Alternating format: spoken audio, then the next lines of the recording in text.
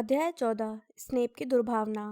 उस रात को गरुड़ द्वार में किसी को भी नींद नहीं आई। वे जानते थे कि महल की फिर से तलाशी हो रही है। पूरा हाउस रात भर हॉल में बैठकर ये सुनने का इंतजार करता रहा कि क्या ब्लैक को पकड़ लिया गया है। प्रोफेसर मैगोनिकल ने सुबह आकर उन्हें बताया कि वह दोबारा भाग गया है। अगले दिन वे जहां भी गए वहां उन्हें ज्यादा कड़ी सुरक्षा नजर आई।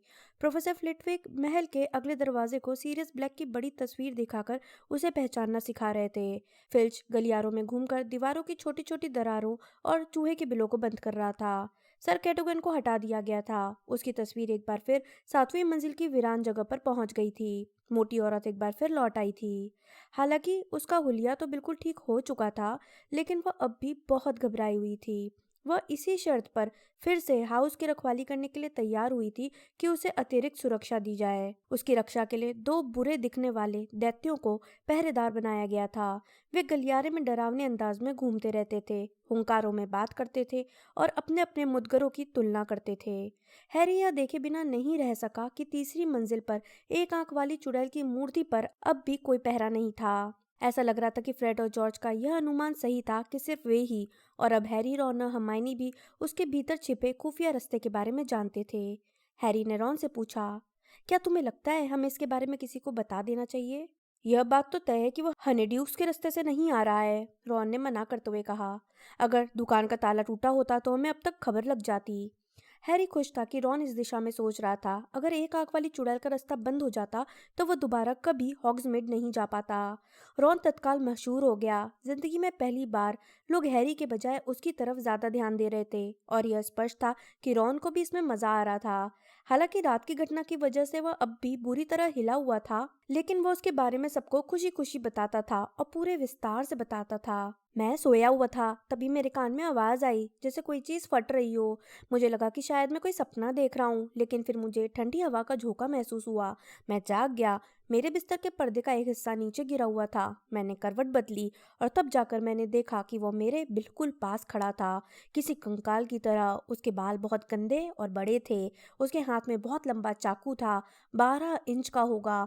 फिर उसने मेरी तरफ देखा, मैंने उसकी तरफ देखा, फिर मैं चीखा और वो भाग गया। वह भाग क्यों गया?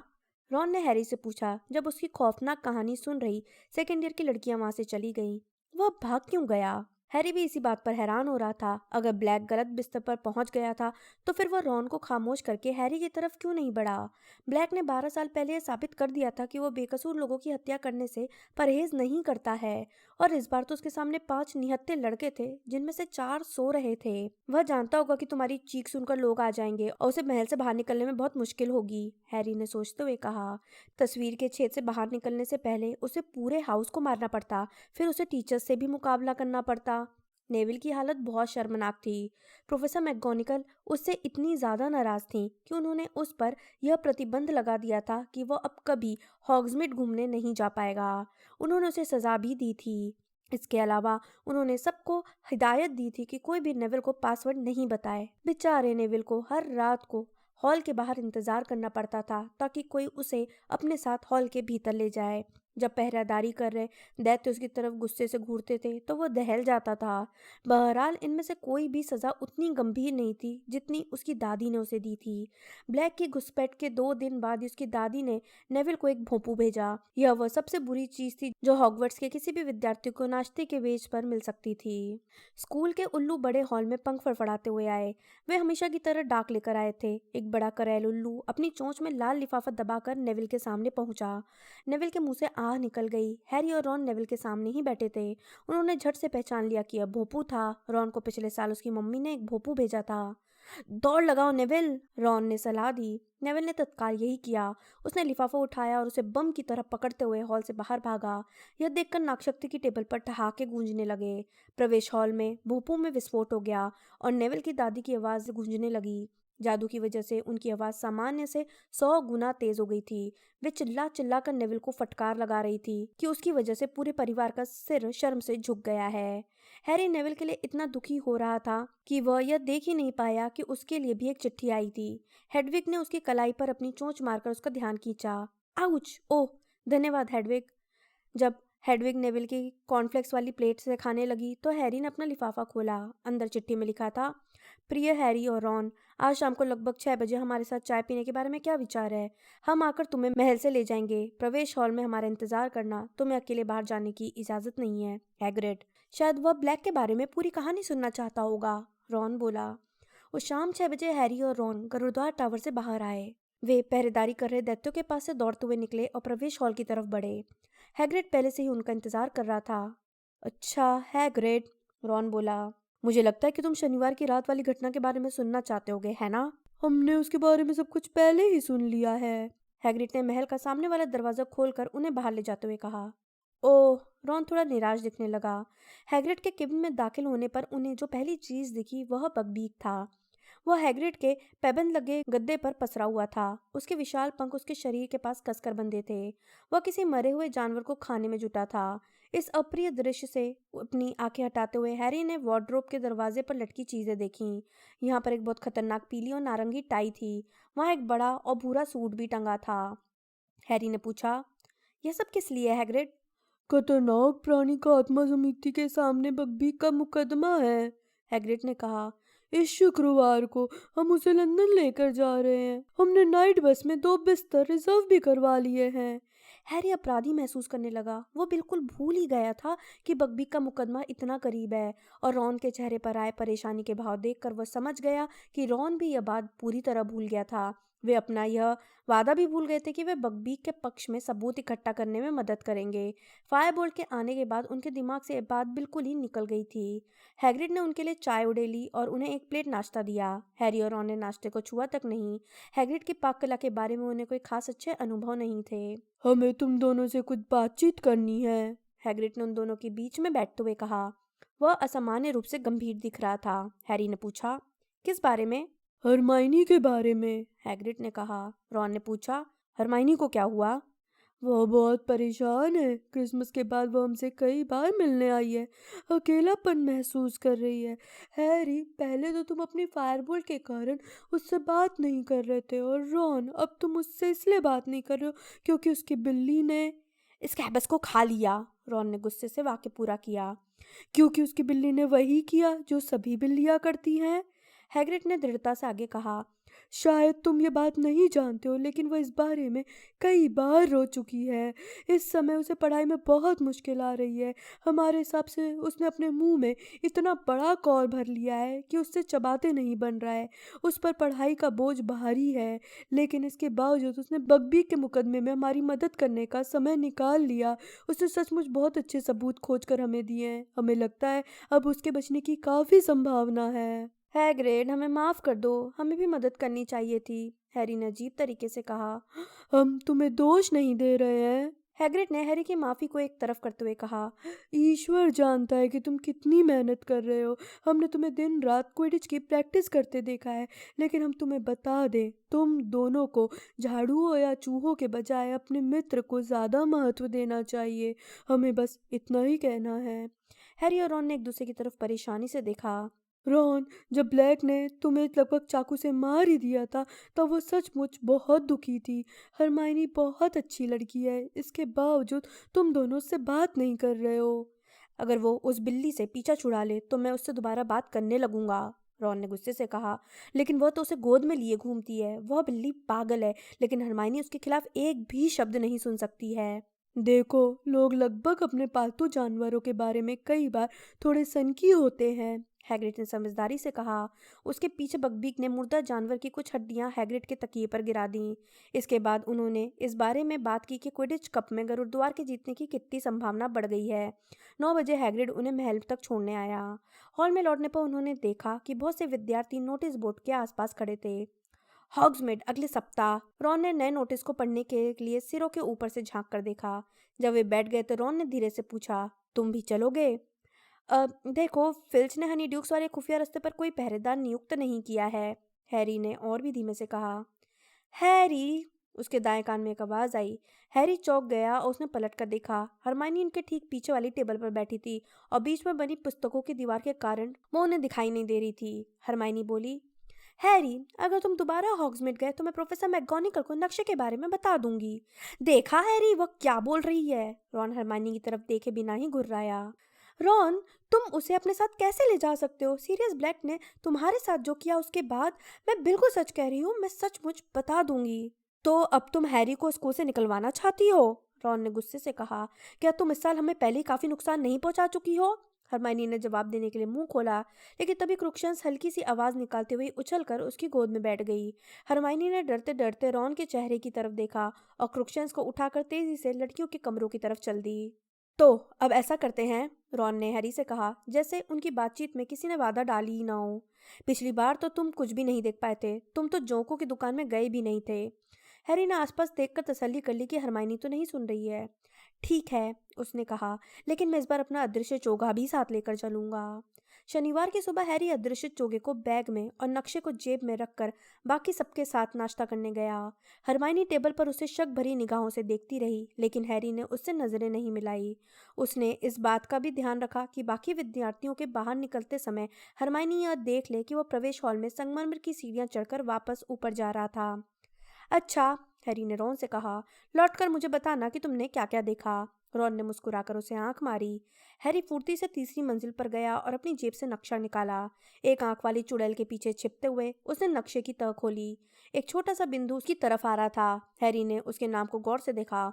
उस बिंदु के पास लिखा था नेविल लॉन्ग बॉटम। हैरी ने तत्काल अपनी छड़ी बाहर निकाली और बुदबुदाया, नीचे धस। फिर उसने अपना बैग मूर्ति के छेद में डाल दिया, लेकिन वह उसमें घुस पाता इससे पहले ही नेविल मोड़ पर आ गया। हैरी, मैं तो भूल ही गया था कि तुम भी हॉग्समीड नहीं जा रहे हो। हाय नेविल, हैरी ने तत्काल मूर्ति से दूर हटते हुए और नक्शे को अपनी जेब में रखते हुए कहा। तुम क्या करने जा रहे हो? कुछ नहीं, नेविल ने कंधे उचकाए। एक्सप्लोडिंग स्नैप खेलोगे? अभी नहीं, मैं लाइब्रेरी जा रहा हूँ। मुझे खून पीने वाले पिशाचों वाला निबंध पूरा करना है जो ल्यूपिन ने दिया है। मैं भी चलता हूँ, नेविल ने उत्साह से कहा। मैंने भी वो निबंध नहीं लिखा है। जरा ठहरो, मैं तो भूल ही गया था। हाँ, मैंने तो उसे कल रात ही पूरा कर लिया था। यह तो बहुत बढ़िया है, तब तो तुम मेरी मदद कर सकते हो, नेविल ने कहा। उसका गोल चेहरा अब परेशान दिख रहा था। मैं लहसुन के बारे में नहीं समझ पाया, क्या उन्हें यह खाना पड़ता है या फिर? नेविल के मुंह से एक हल्की सी चीख निकल पड़ी जब उसने हैरी के कंधों के ऊपर से देखा। वहां पर स्नेप खड़े थे। नेविल जल्दी से हैरी के पीछे छिप गया। तुम दोनों यहाँ क्या कर रहे हो? स्नेप ने उन दोनों की तरफ देखते हुए कहा। मुलाकात के लिए यह अजीब जगह है।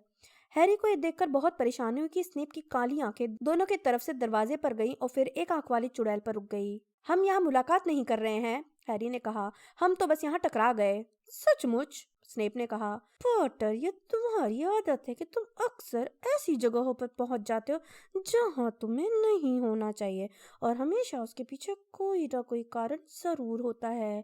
मैं तुम दोनों को गरुड़द्वार हाउस में वापस जाने की सलाह देता हूँ जहां से तुम आए हो। हैरी और नेवल बिना कुछ कहे वहां से चल दिए।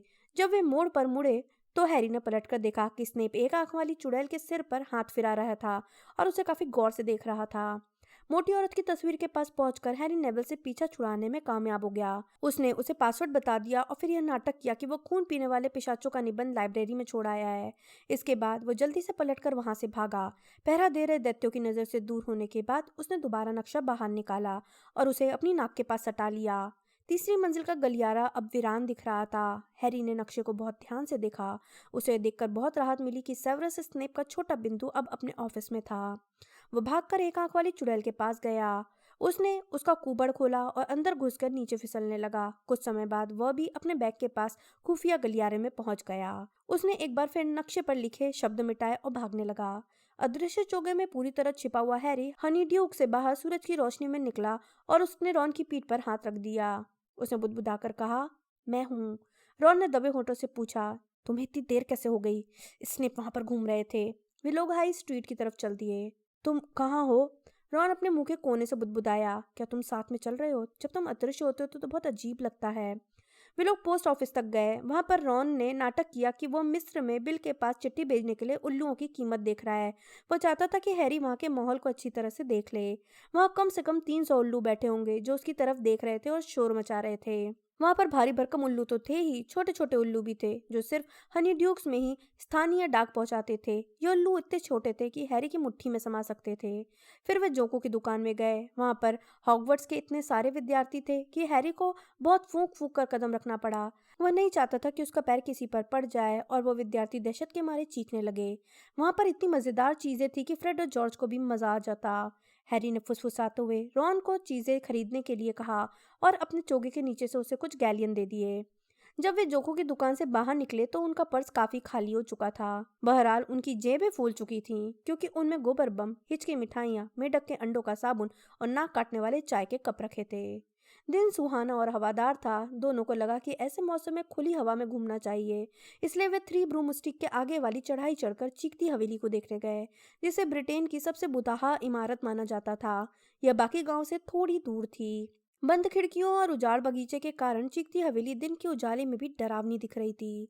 जब वे फैन से टिक कर चीखती हवेली को देखने लगे तो रॉन बोला, हॉगवर्ट्स के भूत तक यहाँ आने से कतराते हैं। मैंने लगभग सिरकट्टे निक से एक बार पूछा था, वो कहता है भूतों का यह मानना है कि यहाँ पर बहुत खराब भूत रहते हैं, कोई भी अंदर नहीं जा सकता। जाहिर है फ्रेड और जॉर्ज ने कोशिश की थी, लेकिन अंदर घुसने के सभी दरवाजे बंद हैं। चढ़ाई चढ़ने के कारण हैरी को गर्मी लगने लगी थी।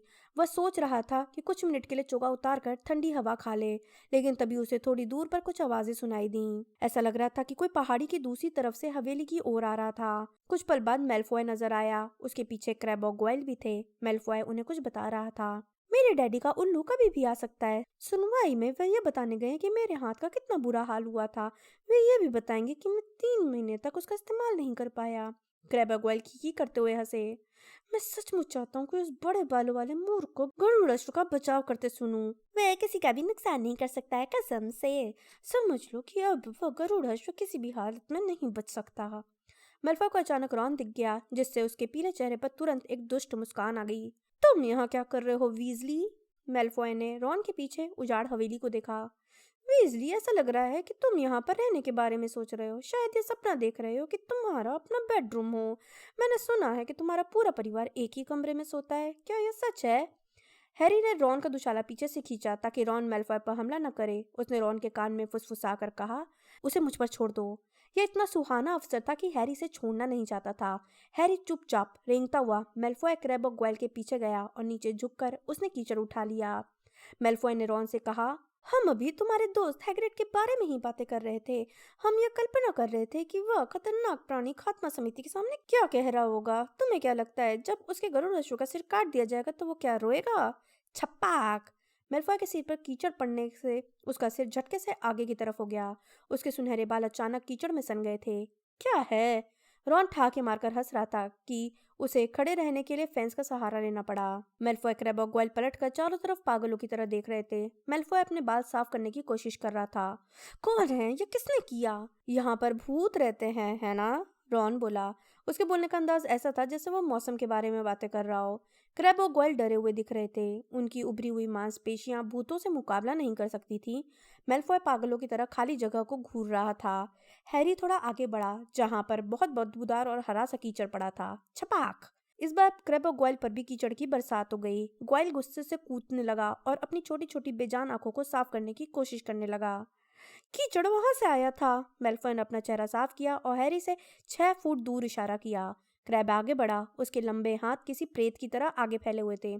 हैरी ने उससे बचते हुए एक छड़ी उठाई और क्रैब की पीठ पर दे मारी। छड़ी किसने मारी है ये देखने के लिए जब क्रैब गुलाटियां खाने लगा तो हैरी मन ही मन हंसी के मारे दोहरा हो गया। क्योंकि क्रैब को आसपास सिर्फ रॉन ही दिखाई दे रहा था, इसलिए वो रॉन की तरफ बढ़ा, लेकिन हैरी ने अपना बीच में पैर अड़ा दिया। क्रैब लड़खड़ाया और उसका बड़ा पैर हैरी के चोगे में उलझ गया। हैरी को झटका लगा और चोगा उसके सिर से फिसल गया। एक पल के लिए मेल्फॉय हैरी के हवा में झूलते सिर को घूरता रहा। आ! वो हैरी के सिर की तरफ इशारा करते हुए चीखा। फिर वो पलटकर तेजी से पहाड़ी के नीचे भागने लगा। क्रैब और गोयल भी उसके पीछे दौड़ने लगे। हैरी ने चोगे को दोबारा सही किया, लेकिन अब तक बहुत देर हो चुकी थी। हैरी! रॉन ने हैरी के अदृश्य होने की दिशा में घूरते हुए कहा। भला इसी में कि तुम जल्दी से दौड़ लगा दो। मेल्फॉय किसी को बता पाए इससे पहले तुम महल में वापस लौट जाओ। जल्दी! मिलते हैं, हैरी ने कहा और फिर हॉग्समीड जाने वाले रास्ते पर बेतहाशा भागने लगा। मेल्फॉय ने जो देखा था, क्या उसे उस पर विश्वास होगा? क्या मेल्फॉय की बात पर किसी और को यकीन होगा? डंबलडोर के अलावा कोई भी अदृश्य चोगे के बारे में नहीं जानता था। अगर मेल्फॉय ने अपना मुंह खोला तो डंबलडोर तो समझ ही जाएंगे कि क्या हुआ होगा। यह सोचकर हैरी के पेट में खलबली होने लगी। हनीड्यूक्स में वापस लौटने पर हैरी भंडार कक्ष की सीढ़ियां उतरकर चोर दरवाजे से घुसा। उसने अपना चोगा उतारकर हाथ में पकड़ लिया और गलियारे में भागने लगा। यह बात तो तय थी कि मेल्फॉय उससे पहले महल में पहुंच जाएगा, पर सब कुछ इस पर निर्भर करता था कि उसे किसी टीचर को खोजने में कितना समय लगेगा। हैरी बुरी तरह हाँफ रहा था। उसकी पसलियों में दर्द हो रहा था, लेकिन उसने अपनी रफ्तार तक धीमी नहीं की। जब तक कि वह एक आंख वाली चुड़ैल वाले दरवाजे के करीब नहीं पहुंच गया। उसने सोचा कि उसे चोगा यहीं छिपा देना चाहिए, क्योंकि अगर मेल्फॉय ने किसी टीचर को खबर दे दी होगी तो उसका भांडा फूट जाएगा। हैरी ने अपना चोगा एक अंधेरे कोने में छिपा दिया और पूरी तेजी से ऊपर चढ़ने लगा। पसीने की वजह से उसके हाथ ऊपर चढ़ते समय फिसल रहे थे। चुड़ैल के कुबड़ के अंदर पहुंचकर उसने उसे अपनी छड़ी से थपथपाया। फिर उसने बाहर निकलकर कुबड़ को बंद कर दिया। जब वो मूर्ति के पीछे से कूदकर बाहर आया तो उसे आवाज आई कि कोई तेज कदमों से उसकी तरफ आ रहा था। आने वाला कोई और नहीं, स्नेप थे। उनका दिशाला हवा में लहरा रहा था और वो तेजी से हैरी की तरफ आकर उसके सामने रुक गए। वे बोले, तो उनके चेहरे पर विजय का भाव था। हैरी ने मासूम दिखने की कोशिश की, हालांकि वो अच्छी तरह जानता था कि उसके चेहरे पर पसीना था और उसके हाथ कीचड़ में सने थे।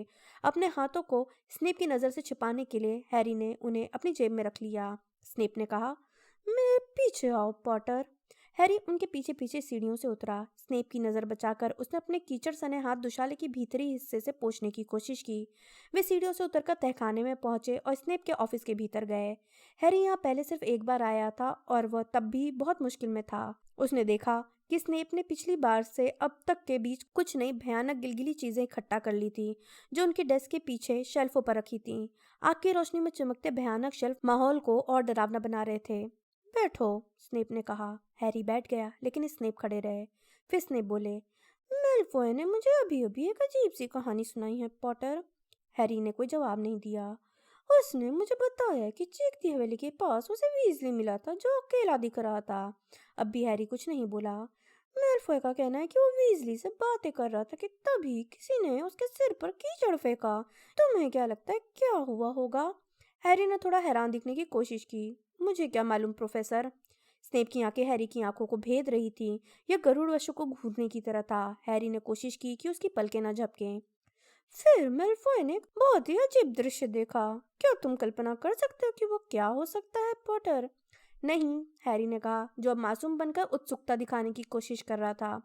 उसे तुम्हारा सिर दिखा पॉटर, जो हवा में तैर रहा था। एक लंबी खामोशी छा गई।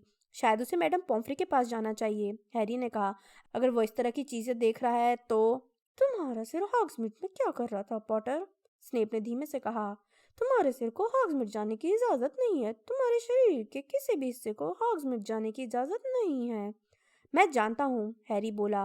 वह पूरी कोशिश कर रहा था कि उसके चेहरे पर अपराध बोध या डर की झलक ना आए। ऐसा लगता है मेलफॉय को दृष्टिभ्रम हुआ होगा। मेलफॉय को दृष्टिभ्रम नहीं हुआ था, स्नेप गुर्राए।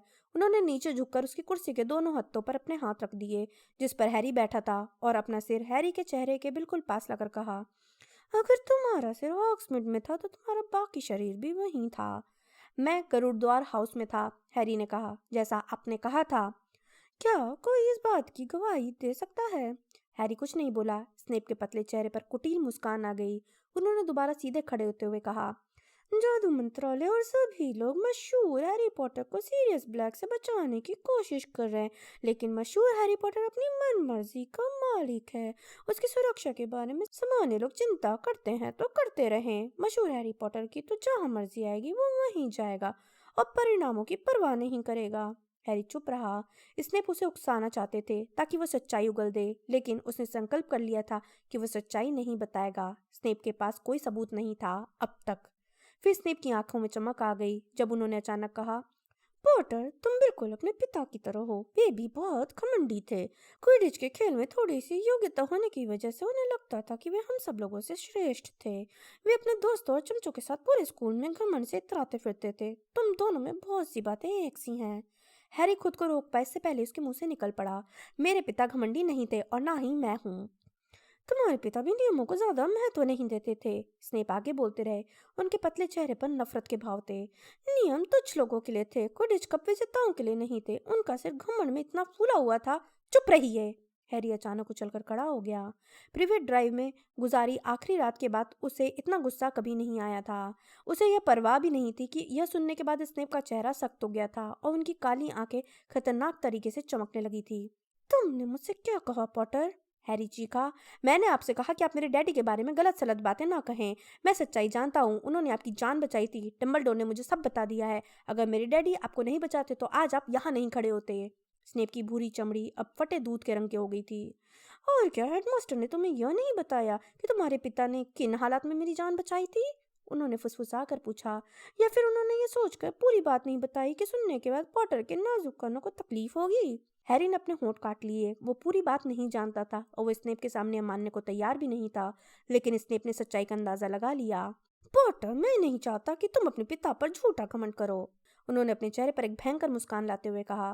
क्या तुम उनके किसी गौरवशाली या बहादुरी के काम की कल्पना कर रहे हो? मैं तुम्हें सच्चाई बताता हूँ ताकि तुम किसी मुगालते में न रहो। तुम्हारे देवता समान पिता और उनके मित्रों ने मेरे साथ एक बहुत ही घटिया मजाक किया था। उनकी वजह से मेरी जान जा सकती थी, लेकिन आखिरी समय पर तुम्हारे पिता डर गए और उन्होंने मुझे बचा लिया। उन्होंने जो किया था उसमें बहादुरी की कोई बात नहीं थी। वह मेरे साथ साथ अपनी भी जान बचा रहे थे। अगर उनका मजाक कामयाब हो जाता तो उन्हें हॉगवर्ट्स से निकाल दिया जाता। अब स्नेप के ऊबड़ खाबड़ पीले दांत बाहर दिखने लगे थे। उन्होंने अचानक थूक उड़ाते हुए कहा, अपनी जेब दिखाओ पॉटर। हैरी जरा भी नहीं हिला। उसके कानों में साए साए की आवाज हो रही थी। अपनी जेब दिखाओ वरना हम सीधे हेडमास्टर के पास चलते हैं। अपनी जेब दिखाओ पॉटर। दहशत में कांपते हुए हैरी ने जोंको की जादुई चीजें और नक्शा बाहर निकाला। इसने अपने जोंको का थैला उठाया। यह रॉन ने मुझे दिया था। वह जब आखिरी बार हॉग्समीड में गया था तो यह वो सामान लेकर के आया था, हैरी ने कहा। हैरी मनी मन ये प्रार्थना कर रहा था कि स्नेप रॉन से पूछताछ करे इससे पहले उसे रॉन को चेतावनी देने का समय मिल जाए। अच्छा, और तुम तब से तो सारा सामान अपनी जेब में लेकर घूम रहे हो? कितना प्रेम है। ओह, यह क्या है? स्नेप ने नक्शा उठा लिया। हैरी ने पूरी कोशिश की कि उसके चेहरे का भाव न बदले। उसने कंधे उचकाते हुए कहा, कुछ नहीं, खाली चंपत्र है। स्नेप ने हैरी पर नजर जमाए रखी और चंपत्र को उलट पलट कर देखा। निश्चित रूप से तुम्हें इतने पुराने चंपत्र की जरूरत नहीं होगी, उन्होंने कहा। क्या मैं इन्हें फेंक दूं? उन्होंने आग की तरफ इशारा किया। नहीं, हैरी तत्काल बोल पड़ा। तो अब स्नेप के लंबे नथुने फड़कने लगे थे। क्या यह भी मिस्टर वीजली का ही बेशकीमती उपहार है, या फिर यह कुछ और है? कोई खत जो शायद अदृश्य स्याही में लिखा हुआ है, या फिर इसमें दम पिशाचों के पास से गुजरे बिना हॉग्समीड में पहुंचने का तरीका लिखा हो। हैरी की आंखें छपक गई। स्नेप की आंखें चमक गईं। जरा ठहरो, जरा ठहरो। उन्होंने अपनी छड़ी बाहर निकालकर डेस्क पर नक्शे को खोला, फिर छड़ी से चंपत्र को छूते हुए बोले, सारे राज खोल दो। कुछ नहीं हुआ। हैरी ने अपने कांपते हाथों को छिपाने के लिए अपनी मुट्ठियां बांध ली। तुम्हारे अंदर जो भी छिपा है सब बता दो, इसने अपने नक्शे को जोर से ठोकते हुए कहा। नक्शा कोरा का कोरा ही रहा।